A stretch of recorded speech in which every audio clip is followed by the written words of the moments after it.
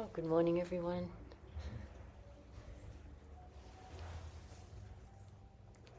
Just before we start the talk, just wanted to note that we have this new altar cloth that Sabana gave us a month or two ago. It's very unusual because it's black, but there's colour in it, and you can see the colour on different angles.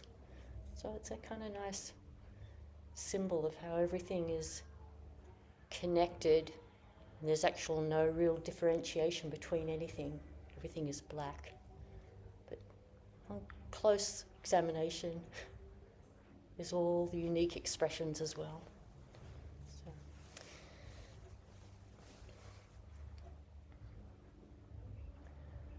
I'd like to talk today, read a letter from a Zen teacher, Yuan Wu, who compiled the Blue Cliff Record. And this book, called Zen Letters, is a really beautiful, very poetic and personal series of letters that Yuan Wu wrote to other contemporaries in China, other Zen masters. And this book was a favourite book of a dear friend of mine who passed away some months ago, Kogan Scottlow. So I have a sort of warm feeling, particularly about this collection.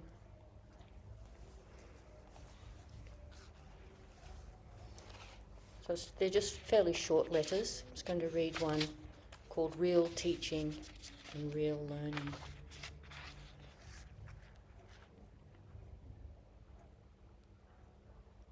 Since high antiquity, the source vehicle has been transcendence and direct realization, with teachers and apprentices joined in understanding, with nothing haphazard about it.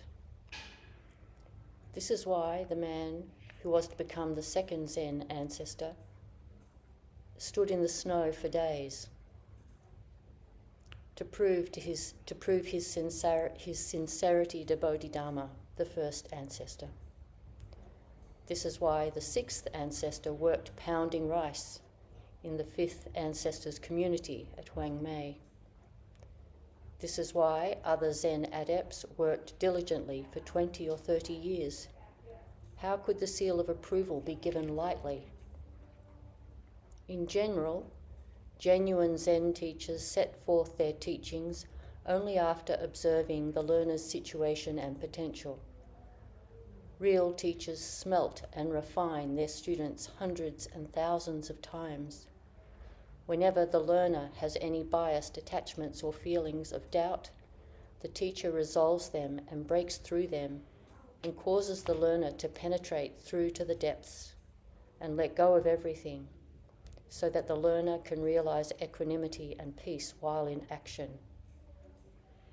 Real teachers transform learners so that they reach the stage where one cannot be broken, like a leather bag that can withstand any impact. Interesting image. Only after this does the Zen teacher let the transformed student go forth to deal with people and to help them. This is no small matter. If the student is incomplete in any respect, then the model is not right, and the unripe student comes out all uneven and full of excesses and deficiencies and appears ridiculous to real adepts. Therefore, in order to teach the Dharma, the ancient worthies worked for completeness and correctness and clarity in all facets. This means inwardly having one's own practice as pure as ice and jade, and outwardly having a complete and well-rounded mastery of techniques, real insight and understanding of all conscious beings and skill in interchange. When such adepts met with potential learners, they examined each and every point in terms of the fundamental. When the learners finally did understand, then the teachers employed techniques to polish and refine them. It was like transferring the water from one vessel into another vessel, with the utmost care not to spill a drop. There is a saying by Bodhidharma, Those whose actions and understanding were in accord, we called spiritual ancestors. So I've taken a few sort of lines and just wanted to speak about them from this letter.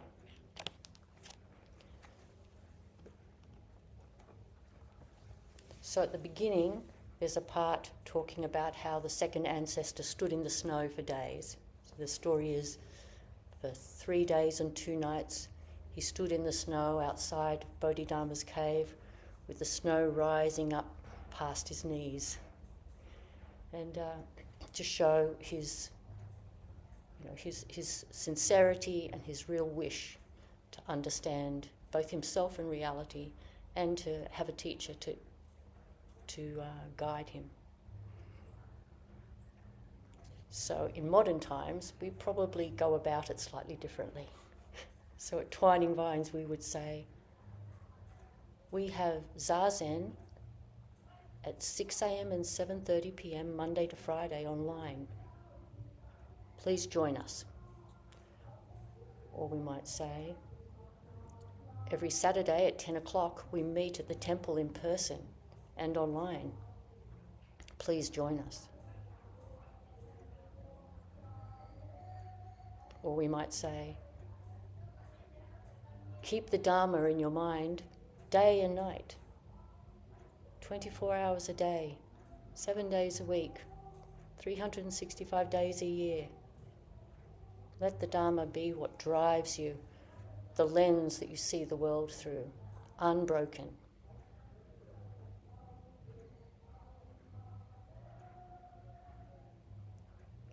Or we might say, study the teachings, read them with an open and curious heart, with your intelligence, with your powers of observation. Study the teachings, see how they apply to the world, look at the world through the lens of the teachings and see what you think. See if it makes sense for you.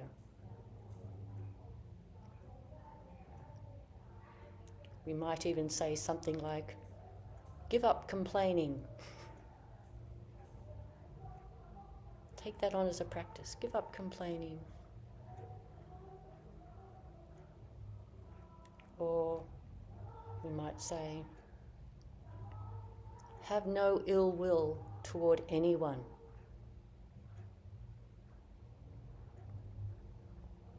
Or maybe more gently, notice when you have some ill will towards someone, or just a sort of a constriction in your heart towards someone. Notice that and consider whether that feels like a wise way to be.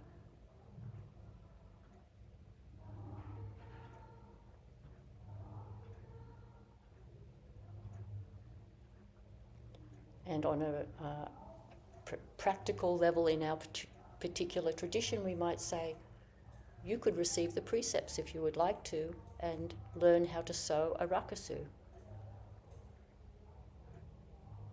Or you might want to become a priest and learn how to sew a robe. So this is how we do it in modern times. It is actually just as exacting as standing in the snow for days. It's just as exacting as that. It maybe looks a little less, but actually it's just the same. At Sesshin, we might say, go to Dokusan every chance you can, meet with the teacher.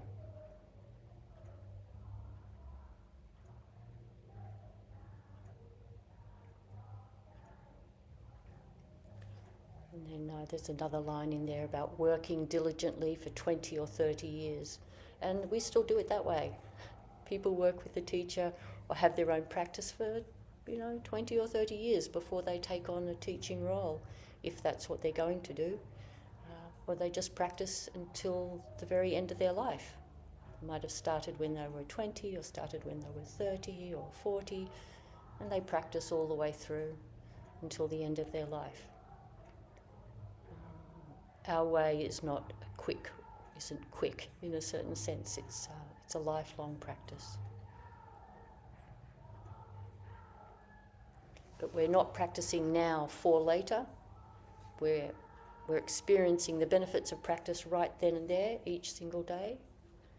But there is a kind of a maturation that happens over the decades.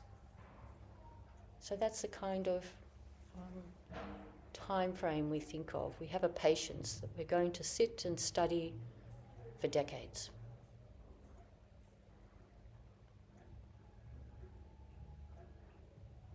But it's a little different to studying so then you can become something, like you might go to university and study for years so then you can have a career. It's a little different to that, although you can study and just be totally absorbed and loving every moment of the study, whether you're going to have a career or not. That's probably the best way to study. But our practice is also you're doing it right now, and you're just going to keep doing it now and now and now. But there will be a maturation that occurs at the same time, so that the moments of delusive thinking become less and less and less.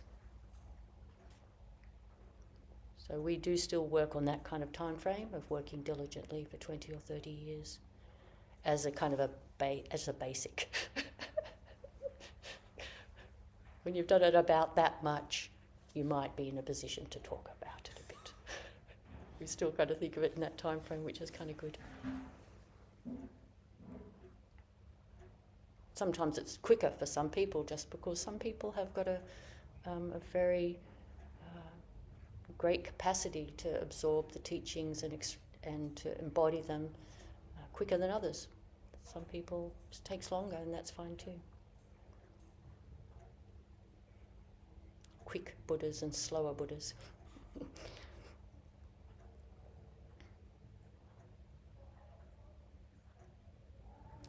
And there's another line there. Real teachers smelt and refine their students hundreds and thousands of times. And this kind of like smelting and refining between the student-teacher relationship, it's not always very obvious. It's often very subtle.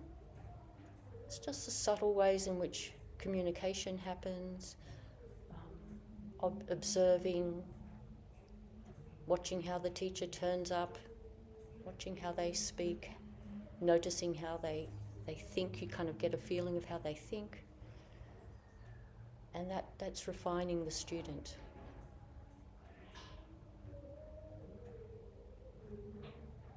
It's often done without any words. Or the words might be extremely simple, like, can you shut the door? Something like that. Or look, we have a new altar cloth. It might be just like that. Or it might be sometimes a little more firm, where a teacher might say something just a little more firm. A good teacher's fairly discerning on when a student can hear something that's a little more firm, that could maybe sting a little bit. We tend to do it more softly these days than maybe in ancient times. Or it could just be that in ancient times, the stories that were more dramatic are the stories that get told, and the less dramatic stories don't make it into the literature as much.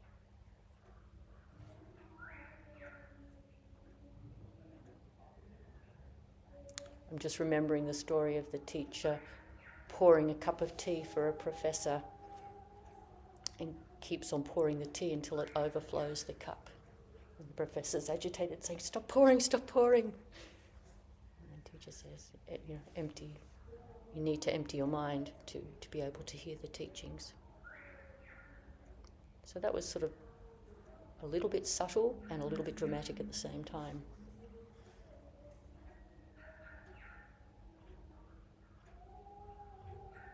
I remember once my teacher, just fairly early, said just very gently once, I haven't seen you at the temple for the last few days. I think the only time he said anything like that. Oh my gosh, I got this. Oh my gosh. He's really noticed that I didn't go the last couple of days.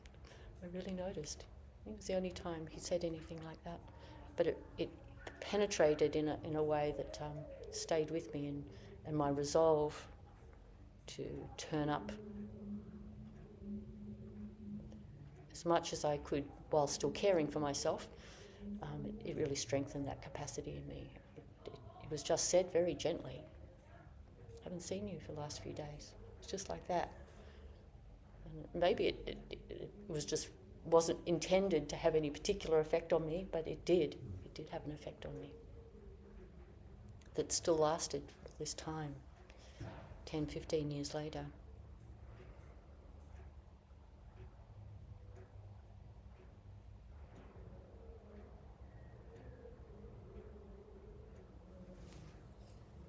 And there was another line, "Real teachers transform learners so they cannot be broken." I think it's rather powerful, that this idea of cannot be broken. For me, I think of it as the hardships of the world, the difficulties of life won't break them. They won't collapse under the weight of things going wrong, of losses, or challenges, or fears, anxiety, all the different things that the teacher works with the learner, the student, to help them so that they cannot be broken by life's difficulties.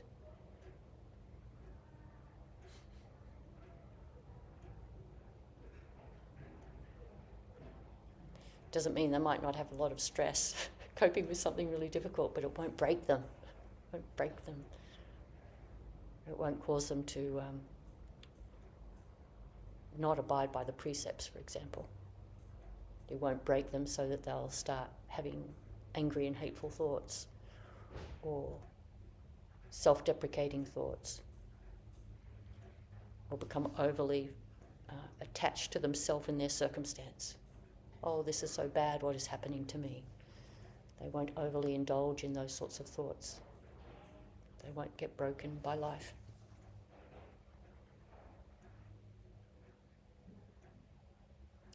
And then the last part in that letter was a quote from Bodhidharma. "Those whose actions and understanding were in accord are called spiritual ancestors." I really like this word, accord. To function in accord with reality. To be in accord with how things are.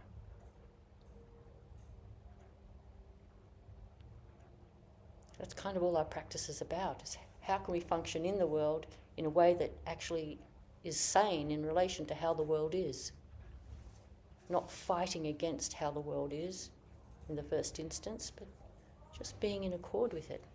Understanding the interdependence of everything. Understanding that we don't exist as a separate entity, as an independent entity. That we're impermanent, that everything around us is impermanent.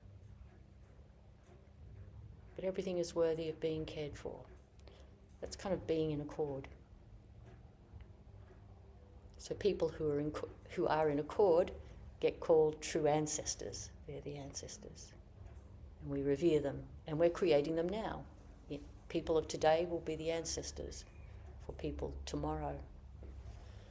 So the ancestors of old aren't actually any different to the ancestors of today.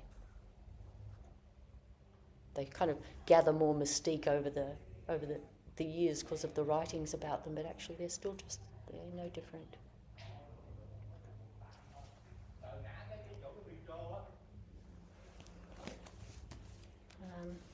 I'll read a koan just to finish. Oh, before that, another thing that I've been thinking a lot about lately is that we practice the paramitas, the perfections, and I think I talked about this maybe a little bit, but it's just been on my mind a lot too, that we practice patience because we are devoted to patience. We don't practice patience to get the result that we want. Patience often does lead to better results when people are patient, but we don't do it for the results. We do it because we're devoted to patience itself, and we're devoted to generosity. We're devoted to ethical conduct. We're devoted to sort of energy of vitality. We're devoted to vitality and to mindfulness and to wisdom. We do these things and cultivate these things because we're devoted to them, not for the result that we'll get. It's a subtle, but it's an important difference, because it means then it's quite powerful, because we're not dependent on outcomes. Outcomes are unreliable. Outcomes are just unreliable. You can never tell what the outcome's going to be of anything, so we don't want to be attached to that. So we're devoted to the perfections themselves.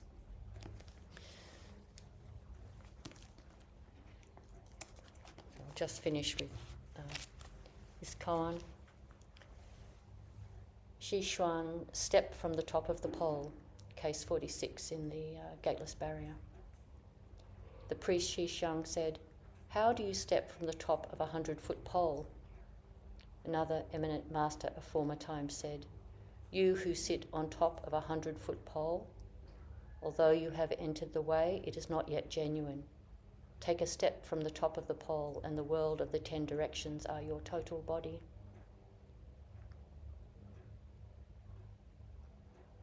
This is an encouragement to, at the top of the 100-foot pole, it can be when we've got a certain understanding of the teachings, we've had maybe some insight into the teachings on emptiness,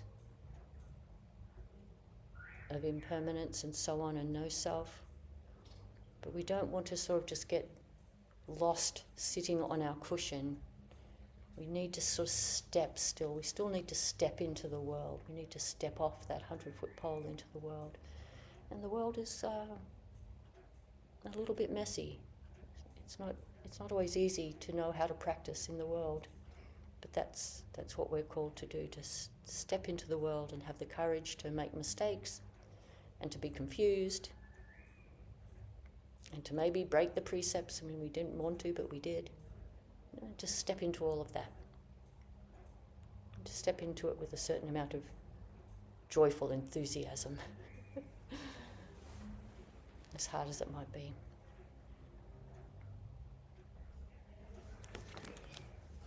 All right. Thank you.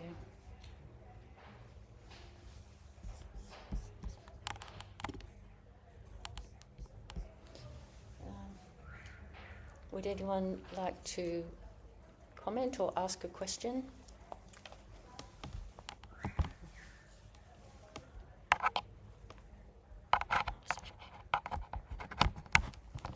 Can you still hear us on? Yes, thank you. Hi, Russ. Hi.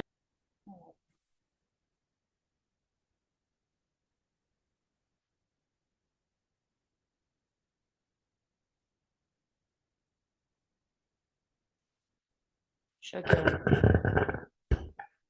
Could you just comment on the sort of the interdependence, the relationship between the perfections and the precepts? I mean, it's in order to achieve perfections, you need to live by the precepts. Yeah. So the relationship between the precepts and the perfections. So the second of the 6 perfections, the 6 parameters, is ethical conduct. So what is the precepts? Yeah. I think of the 6 perfections as not so much a guide about specific ways to be, like the precepts, have a kind of a precision to them, taking up the way of not speaking falsely, taking up the way of not speaking of the faults of others, and so on, taking up the way of not taking what's not given.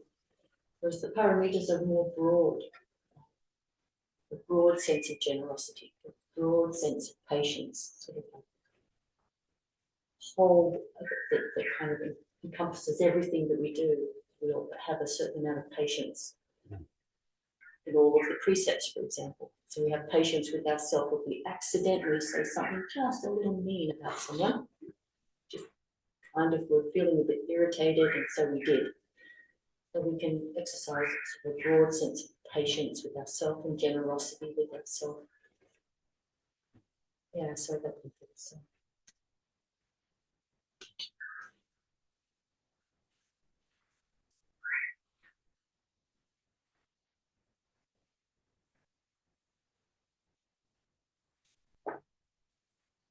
Bill, can you take me close as possible?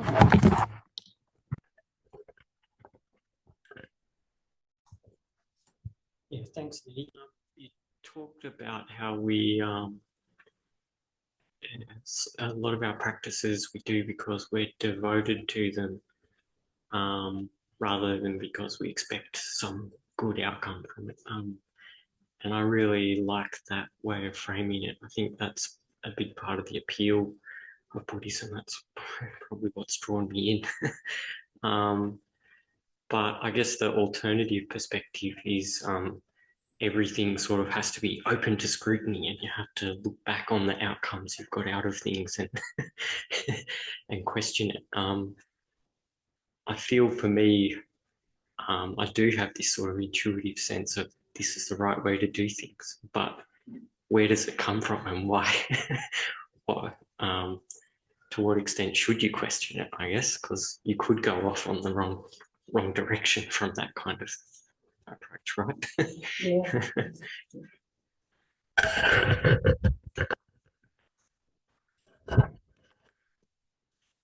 Yeah, that's great.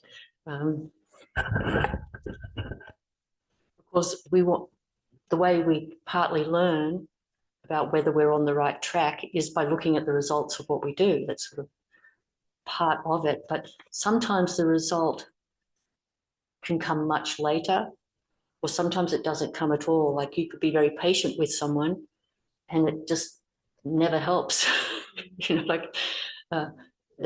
because some people won't be able to receive your patience for all the reasons that they can't, or they'll misread your patience as agreement or something. But often we do get to see, oh, that patience paid off. It took a little while, but the person has kind of come around.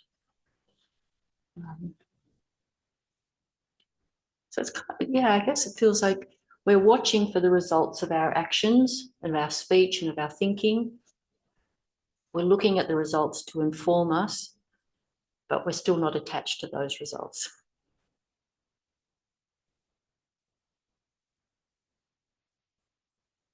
Does that sound like a good way to think about it?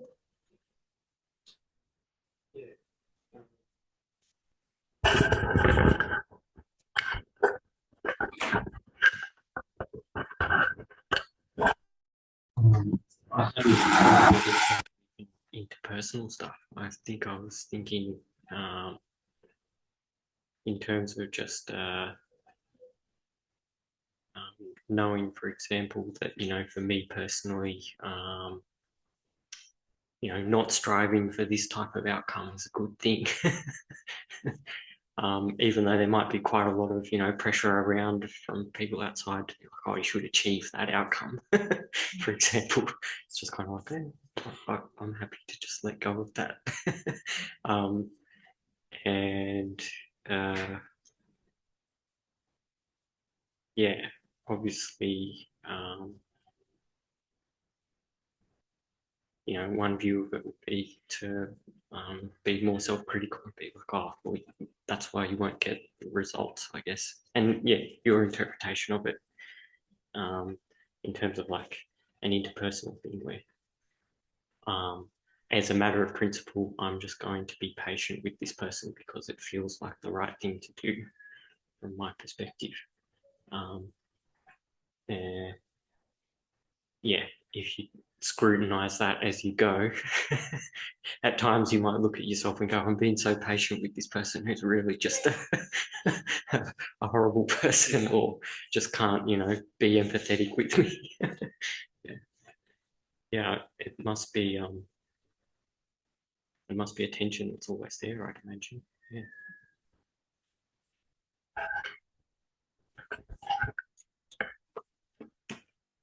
Yes, it's not as if there is any exact advice exactly about how to do anything. It's, part of, I think, is the power of doing Zazen is we just get better at being able to observe subtly the impact of our thoughts on ourselves. So someone else might say you should strive, and you might think maybe I should strive for that particular thing. I'm not sure if I want to. It's just a matter of keep observing. So you might say, okay, I'm going to really strive for that, and notice that you're actually feeling kind of a bit unhappy. Or it could be the reverse. Actually, it turns out I needed that encouragement. I was underestimating myself. I'm glad that they've been pushing me. I'm feeling, so it's just watching.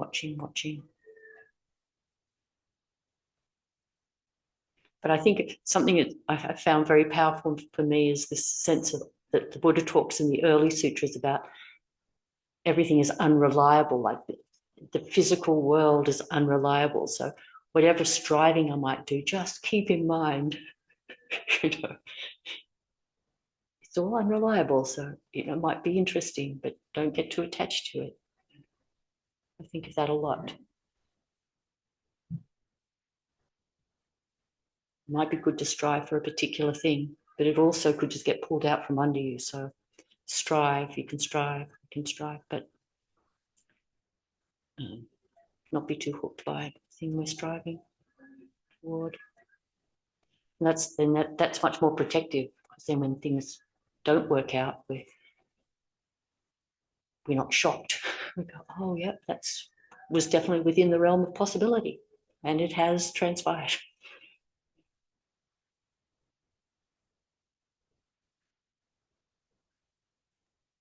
I can't figure out how to raise a hand on this thing. That's all right, Russ, we can hear you. I just wanted to say, following up on that really excellent question and comments about, I think for me, it's been very useful to, on occasion, remind myself that there's a difference between practicing a beautiful intention like the paramitas as a means to an end, as a kind of a tool to accomplish something, versus what I think could be potentially a little bit purer, subtler approach of generosity is an end in itself. It doesn't need to have an outcome to justify its practice. Yes. Thank you. I think I've told this story a number of times, but it was a very powerful experience where it was a very cold day and I was in America, and I'd gone to Starbucks and got a hot chai latte. It was just like so nice. And as I walked out, there was a homeless man, an unhoused man, just standing out there. So I handed him my drink and he just took it and dropped it in the bin right next. He just took it, no facial expression, just dropped it in the bin. And it was a really good moment for me to just, it was just the generosity that it didn't matter how the outcome was. He was clearly someone who was just very unstable mentally and just did that. It wasn't personal to me in any way. He wasn't angry, nothing like that. He was just in such a state. Unfortunately, many people, if you're homeless for long enough, it's very hard to maintain sanity. You're chronically homeless, which there's a lot in the States. And so that's what he did. And for me, it was just this moment where I felt a little pinch of kind of disappointment. And then like just the teaching, the physical world is unreliable. just it's completely fine. You did that thing and that's it. You cared and that's it. That it wasn't able to be received didn't matter. I just did it. There, move on.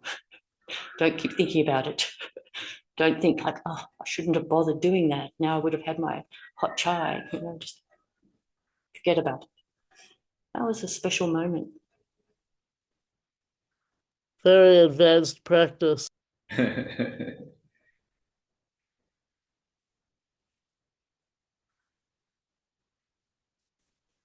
Tony.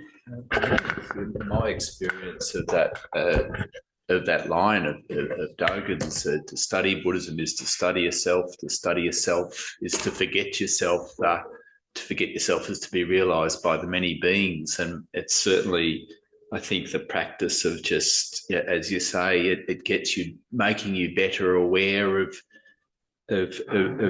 things, so you're less likely to act out of urges.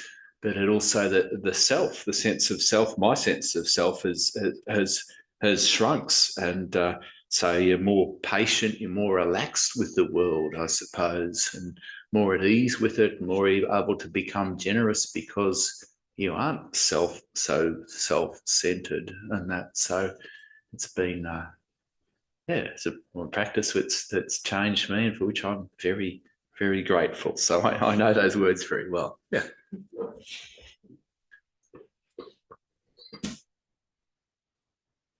We might finish. Oh, you said. I'm just thinking about how, as much as I love the paramitas and also the precepts, I think life teaches me not to get too fixed about any of it. That I may have an idea of what these things mean, and then life will always throw up a situation that will challenge that meaning. And so the meaning of it keeps growing, and it's a challenge for me to also keep growing. And I always just think, try to remember not to get too fixed about it. And I think that's part of what stepping off the 100-foot pole is also about.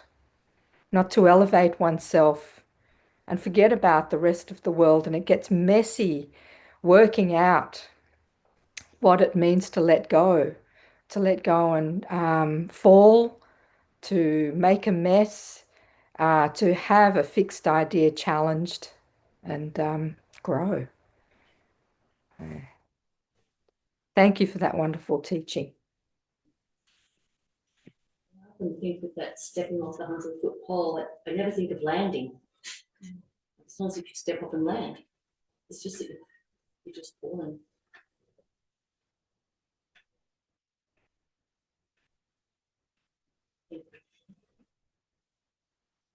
Finish with some chanting and that.